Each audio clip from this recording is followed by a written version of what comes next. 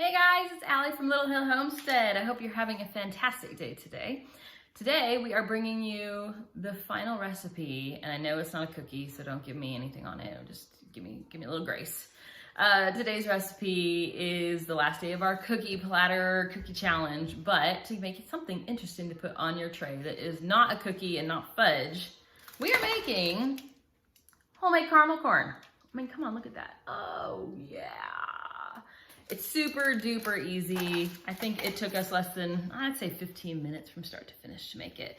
You probably have a majority of the ingredients already in your pantry. If you are not a fan of cornstarch, that's not even what I'm looking for. Corn syrup. If you're not a fan of corn syrup, this does have corn syrup, so this may not be a video for you. For us, we just pick one that has really quality ingredients in it, and so we're comfortable using it in small amounts for something like this. But this is our caramel corn. We make it every single year, and it's a fan favorite in our house, but also just a nostalgic one my mom made every year for us growing up. So if you want to hear some, of course, life rants, and I don't know if there's much humor today, but there's always humor. Anyways, if you want to hear some rants about life and learn this caramel corn recipe, keep watching. It's caramely, a little bit chewy, crunchy. Obviously it's caramel corn, but this whole tray maybe cost us like $4 to make, so totally worth making. Keep watching. I lost my remote control to turn you guys off. Keep watching. I'm totally bringing you in late to this, but I have a large pan on the stove. I have 2 tablespoons of just olive oil. No, I didn't do olive oil. I did avocado oil, you guys. And 1 cup of popcorn kernels. I always turn the heat on the stove first so that the pan is really hot. Add the oil, wait for that to warm up, then go ahead and add your popcorn. So if you've never made your own popcorn, I grew up, anytime the power went out, we had a gas stove that still worked, so my mom would make popcorn. It's one of those weird ones. You do not need microwave popcorn. It's really easy to do, and it's actually really inexpensive to just buy popcorn kernels and pop them yourself. The biggest thing with this is if it sits too long, it will burn, so you kind of just have to get a workout. Let it sit for a few more seconds. You can hear that it started popping different when I stirred it. So I let it go for just a couple more seconds. I kind of do the same thing over and over until it's popped, basically. That's the easiest way to get these for this recipe. Biggest thing you gotta do is when you measure it out for the recipe, make sure there's no popcorn kernels that did not pop. It will break a tooth. So that's our biggest thing you gotta look for. It takes a few minutes. You can also make kettle corn this way. You just add a little bit of sugar in with this part of it. It does burn a lot faster, so you gotta stir a whole lot more. But yeah. Okay, I'm gonna pause you guys. Bring you back when it starts actually popping. Because like I said, it does take a couple minutes. I don't wanna sit here and bore you. So, I paused it. It's been like 30 seconds since I paused it. You hear it? That's what you're looking for. But again, stir as it's popping so nothing gets burned on the bottom. Oh, and you have a lid on your pan because if you don't, it's gonna hop all over your kitchen.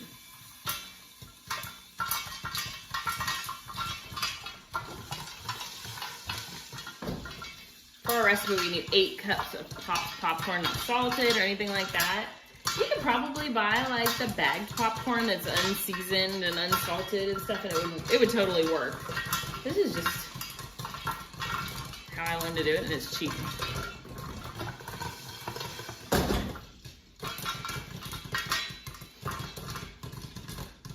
I have this like long, it's a hot pad, but it's filthy. It's years and years old, but I just use that to grab the top of it and cover the handles. Give it a whirl. You could use a dish towel too. I have a million of those too. All right, it's like full on popping now. That's it. You just go until it slows way down. Like I can no longer really stir this because it's starting to approaching the lid now. I don't know if you guys can see it. So I'm gonna go ahead and take the heat, and ours is electric, so I'm gonna turn it off so there is no longer, it's not heating any longer, but it still is gonna warm the bottom of that pot. Yeah, I can't even stir it anymore, so. I'm gonna leave it here until it slows way down, and then I'm just gonna remove it from the heat so we have it for a recipe. We'll go from there. Okay, so I have 2 sticks of butter, or 1 cup, that I have just in a large pot. And we are just gonna melt those a little bit. I'm gonna do a couple, like, turn the camera off, turn it back on, because I'm gonna give you the pointers, but you don't need to sit here for all 10 minutes while we're making caramel. Okay, to this we're gonna add 1/2 cup of Caro's corn syrup.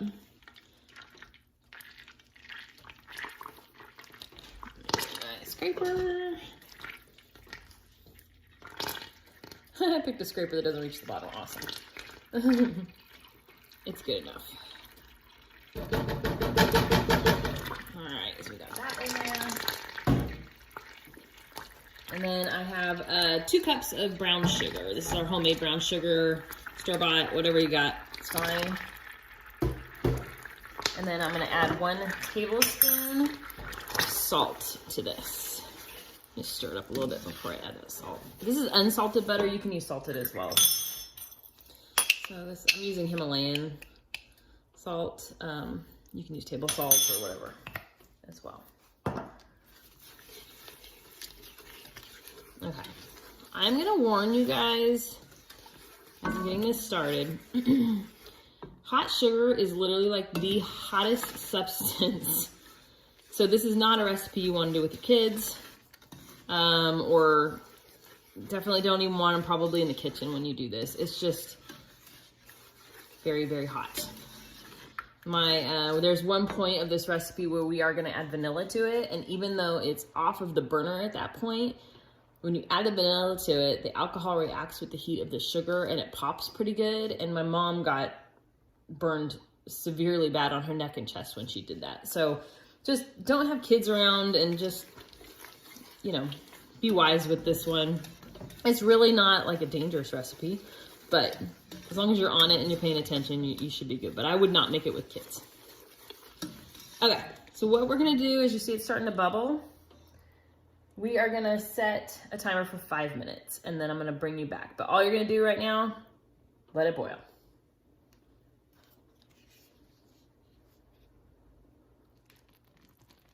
All right, we're at the halfway point. I just wanted to kind of show you the consistency that I'm cooking it. I had it on high to get started. I now have it at a medium heat while it's just kind of bubbling and turning into caramel candy, basically. So we'll be back in about 1 more minute to finish it off. All right, it's been another minute. We're gonna go ahead and turn off our heat. And this is the part that you gotta be kind of careful with. This is not the ingredient you have to be careful with, but we have 1/2 teaspoon of baking soda we're gonna put in there. This is what makes it like that salty kind of puffy texture. And you make caramel corn. So basically you make caramel, and now we're just gonna switch it up a little bit more. So there's that. And then this is the part you have to be careful with. We need 1 tablespoon of vanilla. You're putting liquid into this and it doesn't love it. So just be really gentle and careful when you do this.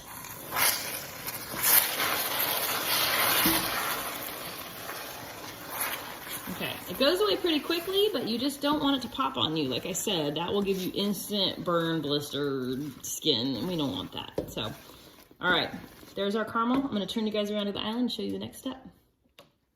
Okay, I have you guys move to my center island. This is 16 cups of that popcorn that we made. No salt, no butter, no nothing on it. And we have our caramel. Like I said, you wanna make sure there's none of the like kernels in here that didn't pop or they really hurt your teeth. I have 2 cookie sheets. You might be able to get away with 1, lined with foil, just set over here to the side. And all you're gonna do is take our caramel, and very carefully, because I said it's hot, really hot. You're gonna pour it right over our popcorn.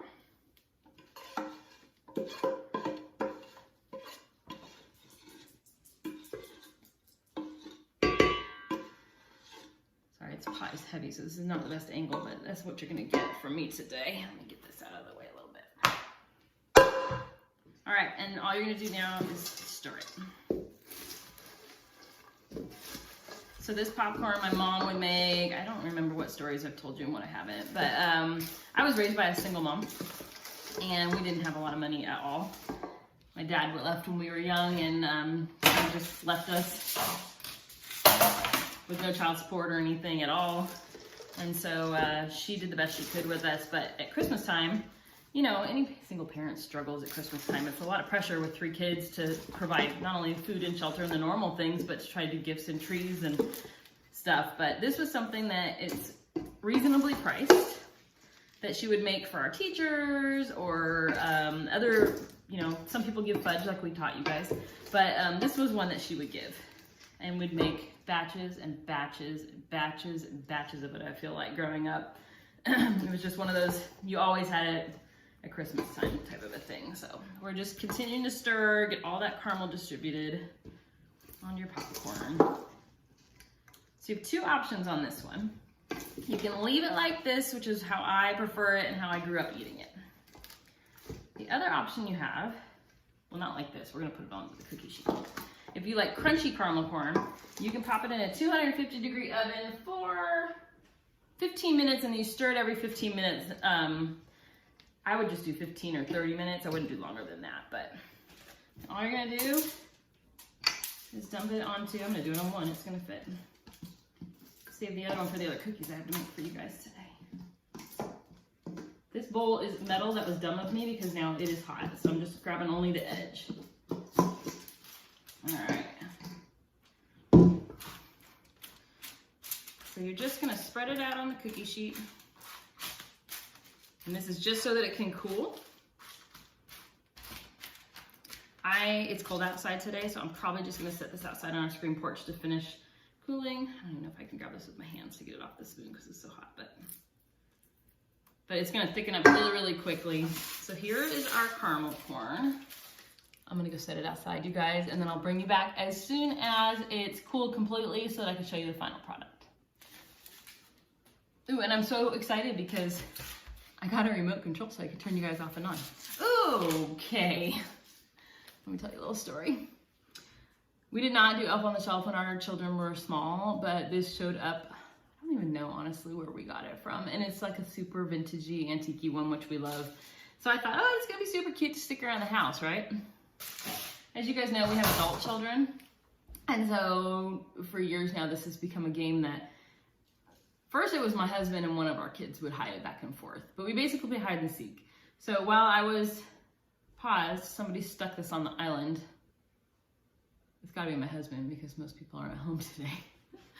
So I will now have to go figure out a place to put it, so we'll see. But whoever finds it next has to just keep hiding it. So we do it for the whole month, but that was funny because I didn't see him there. Anyways, I'm gonna go stick this outside. I'm gonna turn you off using my remote control. Fancy dancy technology we have now. Anyways, I'll have you guys right back. Okay guys, we are back. Our caramel corn, not pretty. It's completely cooled. At this point, all you're gonna do, I was trying to bring you guys a little bit closer, but all you're gonna do is right now, it's this piece. Just snap it without dropping it. All you're gonna do is break it into pieces. It breaks really easy. It's a little bit chewy still, but that's the point. You just store it like in a Ziploc baggie. And for gift giving, if you just tie a cute little ribbon on the top or, you know, whatever, some kind of cute container. I kept meaning to say this through our cookie videos too. If you guys, like me, like Goodwill, thrift stores, if you guys, through the year, look for like vintage plates or like, a lot of people get rid of like crystal and stuff like that, or the glass that looks like crystal. I will buy those 9x13s, 9x9s, things like that through the year because you can get them for like $2, sometimes less. And then when it comes to cookie season, especially if you find old cookie jars and things like that, when it comes to cookie season and I give away, my dog just found the caramel corn on the floor. Let's save his digestive system. If you guys do that through the year, then when you get to Christmas time and you have all these cookies to give away and stuff, you have the cutest little trays and containers, and you could put the cellophane wrap on it with a big bow or whatever. But for like cheap, So, I mean, obviously ingredients are not cheap. We know that. The cost of groceries right now is astronomical. But if you can do that through the year, like I know there's a couple thrift stores by us that on certain days of the week, if you go, it's 99-cent day for certain colored tags. Or there's another one by us, it's a Christian ministry ran one, Christian organization. Theirs on Fridays, it's half off day. So you can go and they'll have like a 9x13 pan marked $2. You get it for $1. I've gotten stuff for 25 cents. And a lot of people donate stuff because it is for a charity. So you get like, I mean, sadly, if somebody passes away and their family doesn't want these things, you can get the coolest chinaware and different plates and cool dishes, and it's all vintage, which, I mean, it makes it look like you spent money on it, and you definitely didn't. But you're also renewing something, giving it away, and giving it a second life, which I always think is really cool. Anyways, this is our caramel corn, the final product. Like I said, you can just continue to break it apart into littler pieces. It's like a little bit chewy. It kind of gets stuck on your teeth like a Heath bar or a Butterfinger does. But it's not overly crunchy. It still has crunch. It's caramel corn. But super easy recipe. I mean, that's 16 cups of popcorn. That's a pretty good amount for gifts and stuff. And we spent not a lot of money on it. The most expensive thing I think was butter. Which, by the way, I know not everybody has this, but if you have an Aldi by you, it's $2.49 for a pound of butter right now.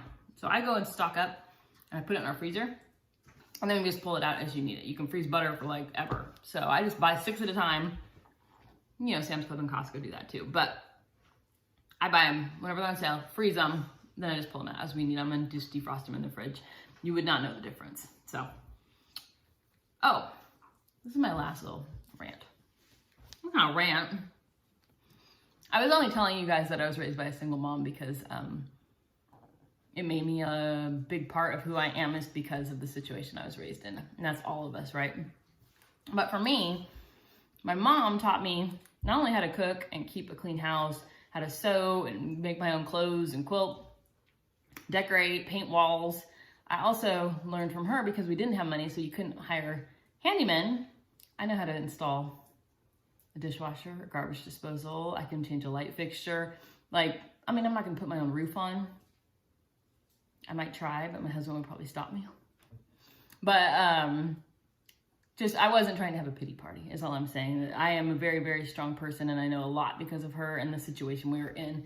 And would I change it? No way. I mean, I had a great childhood, and I think it made me an awesome person. So, and I love my mom. But obviously, I learned how to be frugal from her as well, which is where things like this come into play. And she was an awesome cook, so let's see if I can get her lemon meringue pie recipe maybe. I've never tried it, but it's delicious. Anyways, rant over. I think this is the last of our Christmas, well, this is not a cookie. I know that, but it looks really cool on a cookie tray because it's not a cookie. So this is the last of our cookie recipes for this year. I'm already making a recipe list for next year. So if you have any that you're like, oh, you missed blah, I think like spritzers is one that I want to do, and like we didn't do a traditional sugar cookie. I do have one that was my grandma's recipe, and it's really tasty. But I just, you know, we got 300 cookies or 400 cookies right now, and you can only do so many before you're just like, I'm totally done with cookies until next year, which is the point that I'm at. So there it is. Anyways, I appreciate you guys so much. Thank you so much for watching. If you have any recipe ideas that are not Christmas cookies, we're looking for appetizer ideas too, because we're going to move on to New Year's this week. But if you have any recipes you want us to make, have any questions for us, we do have a couple videos up our sleeve. We're going to make a shepherd's pie for you guys. I'm going to show you how we buy in bulk and how we store. I'm going to show you a little bit of our canning closet and some stuff like that. Then pretty soon in January, we start our seeds for the year. So we got a couple ideas up our sleeve. But if you have anything that you want us to cover, just let me know. Anyways, thank you so much for watching and listening to my rants and, you know, just coming along for the ride. Hope you have a great rest of your day.